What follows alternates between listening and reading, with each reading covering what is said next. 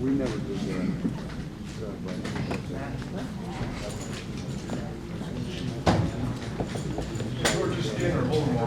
Yeah, no.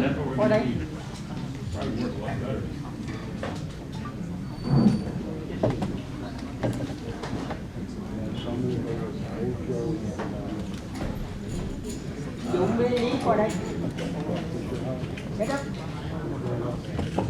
Folks, just give us a second here. We get this squared away. And don't be surprised if I call your name and to come on up here to say a few words. So be prepared, folks. Be prepared.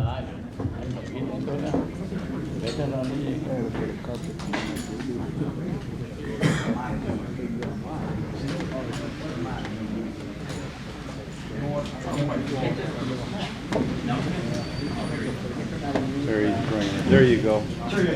There you go.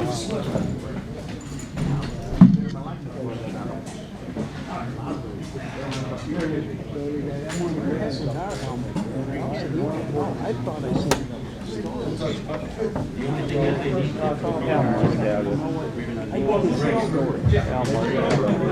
It wouldn't have gone anywhere. No, because I post them. I think it's been a box. Yeah. Everything was very deliberately handled. Flags are there. All this stuff from 1901 out there. Okay, ladies and gentlemen, we're going to start our program then. First of all, I want to thank everyone for coming down this morning to honor those who served. And this is for the fall of Saigon, the remembrance, 47 years. And we like to do this every year to remember those veterans who gave the ultimate sacrifice, over 55,000, including those Vietnamese who really went through a terrible time with the communists. And we want to recognize all those folks today.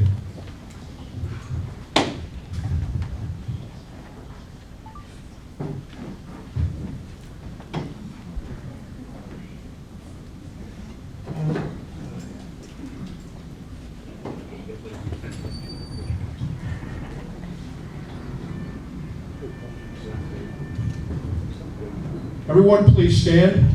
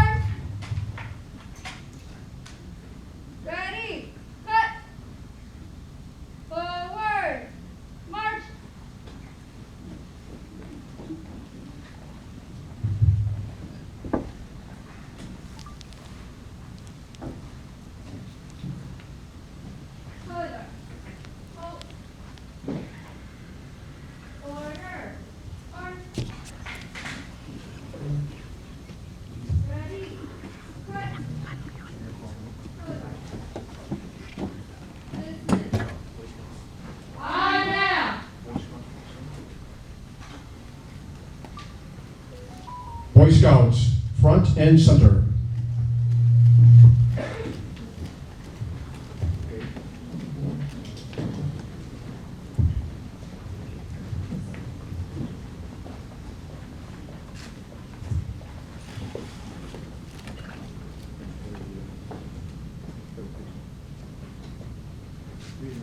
Turn around, Joseph.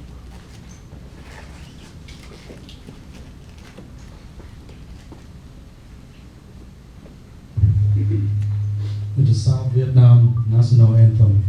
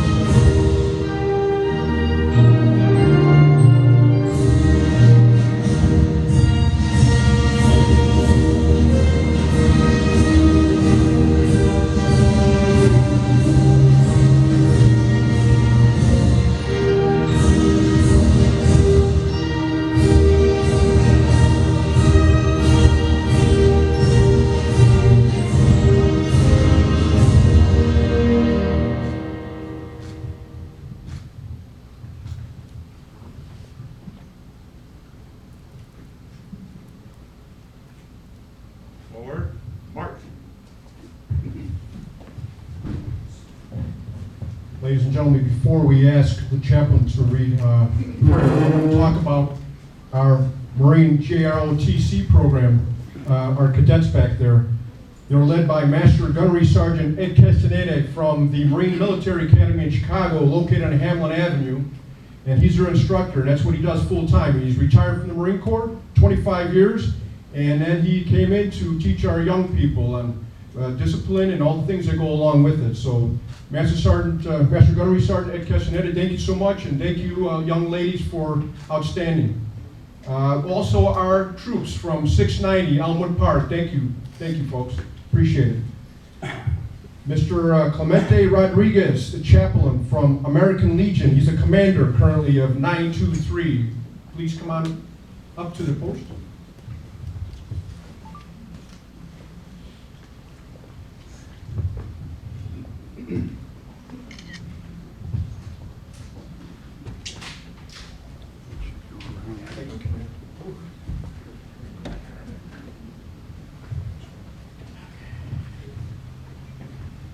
Getting harder and harder to walk these days. Good morning. And he said, I am the commander of the Franklin D. Roosevelt Post 923, which just celebrated our 75th anniversary. And I see a lot of folks that were there at our event. We have been there for 75 years. Today I'm honored once again to be asked to be the chaplain, which I have been the chaplain for the last 27 years at the Franklin D. Roosevelt Post. Some of you probably noticed the rain this morning. I did, because I looked up and I thought to myself, this can't be monsoon season. It's Chicago, but it is monsoon season here. Anyway, good morning to all. I thank everyone. Uncover, please. I thank everyone for coming today for this event to celebrate and remember the fall of the Vietnam, or the end of the Vietnam War. Dear Lord Jesus and Mary, Mother of God, bless us today as we gather with our friends, family, and the friendship we have for each other. But most of all, pray that we never forget the freedom that we hold so dear to our heart and keep safe forever. Remembering that the blood, sweat, and tears of our servicemen, always remember them for those who made the ultimate sacrifice. Preserve the nation, preserve our nation, when they laid down their lives We also ask the safeguard of those servicemen and women who are serving in many places around the world. Keep them safe and bring them home. Bless all of us here as we celebrate the end of the Vietnam War. God bless America. Amen. Amen.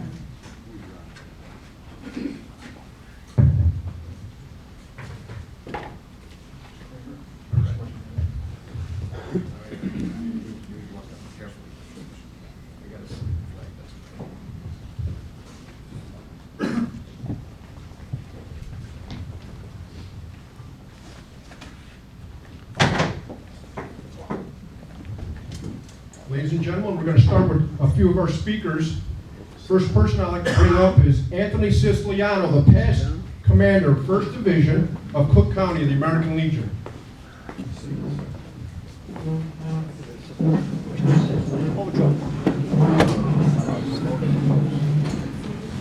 It's gonna take a while though. It's gonna be a long speech. Thank you folks for sitting down, by the way.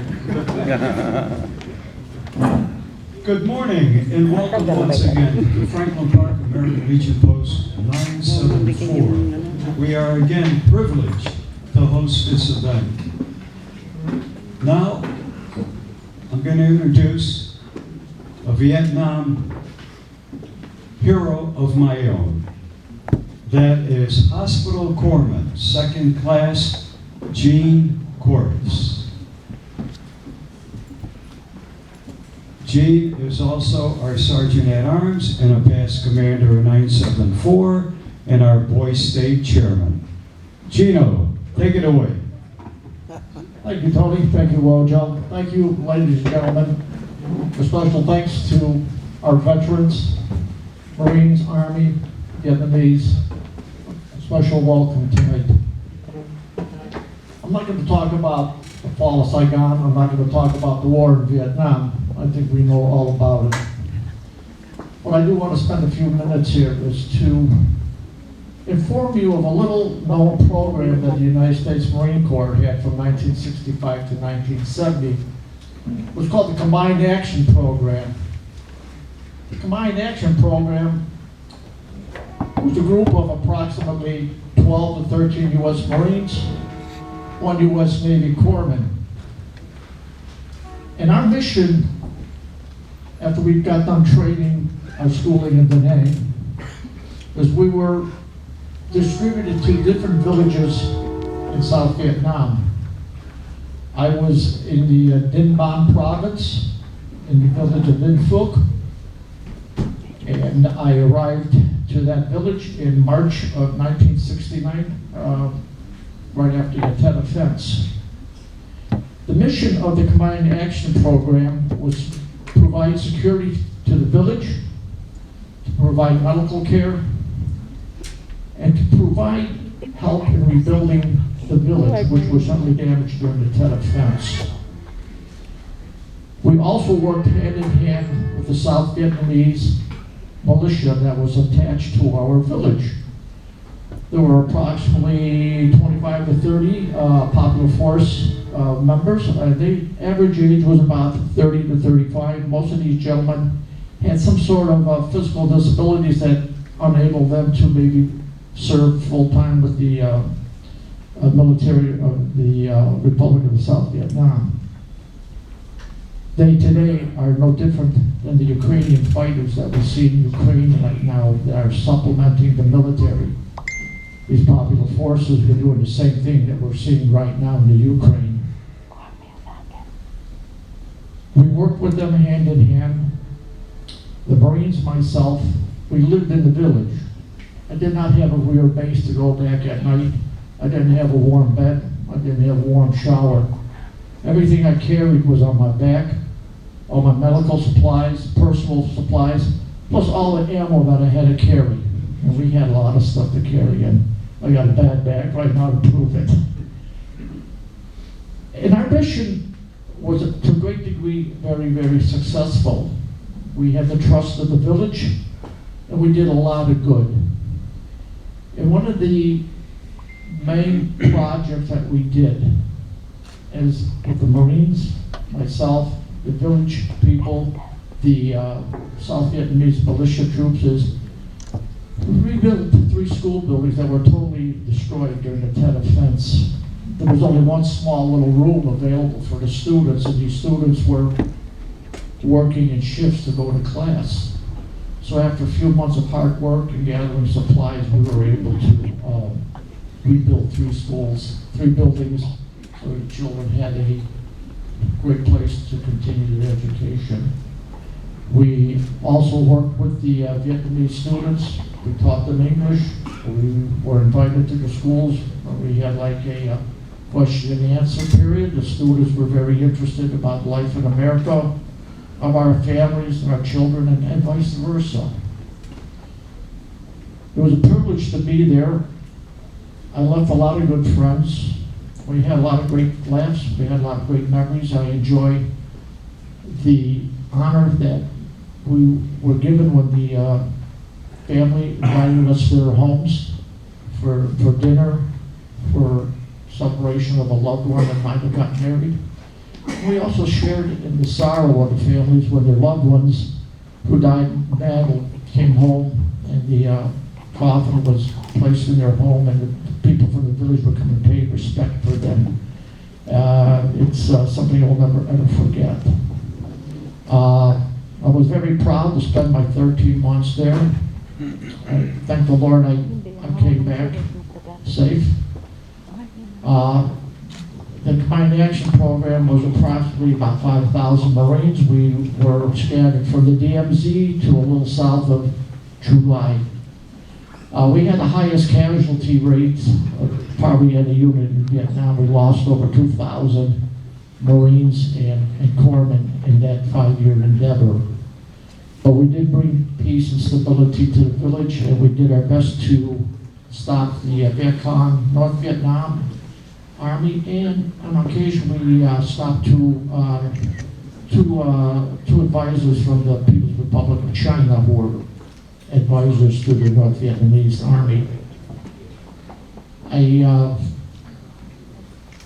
I wish the outcome would have been better, but as I've been talking to some of the Vietnamese veterans here, we did our best, and at times things are out of our control.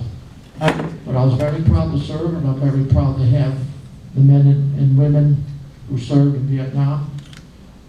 And as you can tell, a lot of us, many of us are very proud to have served. Because if you look around, you'll see the beautiful caps of the veterans that say Vietnam veteran. Very proud. 50-some years later, we're still proud to wear that hat. And I'm very proud to be here today. And Tony, I thank you for this few minutes to talk. And I wish everyone good health. I wish for peace in the world, and especially for peace in Ukraine, because my wife is from the Ukraine. She has family that are refugees right now. And I pray that peace comes to that country soon, and peace to the world. Thank you so much.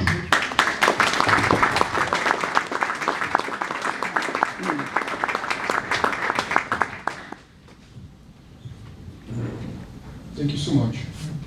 Outstanding. What I want to mention, folks, is there's a piece of paper going around with a pen, and if you know somebody that has passed, a veteran, and you want to put them on that paper, we're going to have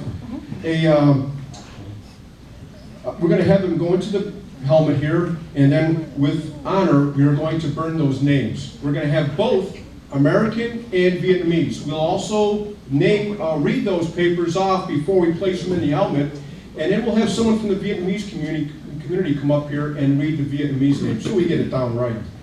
So, and that's called post-everlasting. So the American Legion, VFW, Marine Corps League members are very familiar with that. But we have a large ceremony every year where we honor past brothers and sisters within our organizations who passed away. So we're going to do that. We've got a few more speakers here, but while I'm doing that, while we're up here, fill out those papers. We got a paper and pen. Also, if you're feeling a little thirsty, folks, we've got water back here. Don't be ashamed or shy to walk back there and get some water and start drinking. We don't want to have any problems, folks. Okay? The next person we're going to have come up will be Rose San Diego.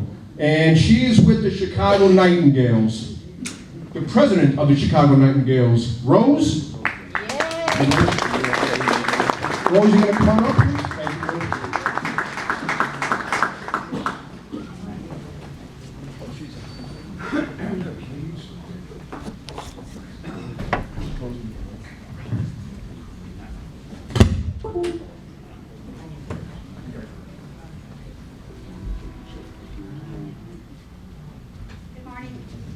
Good morning, everyone, and thank you for coming to the Fall of Saigon. It's important to recognize this day. It's a very momentous day, and we thank you all for being here. Just a little about myself. My name is Rose San Diego. I'm with the Chicago Nightingales.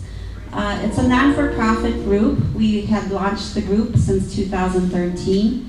And no, we're not a singing group, although we do sing carols once in a while.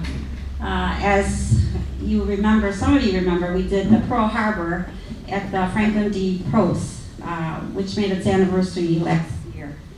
So again, thank you all for coming. And just a little tidbit, these are my officers. Right here, some have been with me forever, and some are new coming. So I'm very proud of them.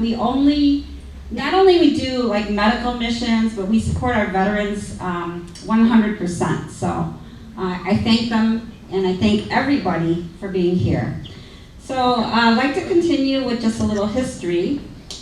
The Philippines have been involved in the Vietnam War from their initial deployment in 1964, including nurses such as us, who served in Vietnam that swelled into 182 officers and 1,882 enlisted personnel during the 2-year period from 1966 to 1968. Thereafter, some 10,450 Philippine Armed Forces troops were dispatched to South Vietnam and primarily supported medical and other civilian projects. Here's a story closer to home, Courage Under Fire.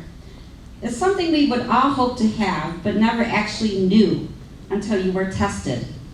U.S. Marine Corps Lance Corporal Lester W. Weber was tested in Vietnam.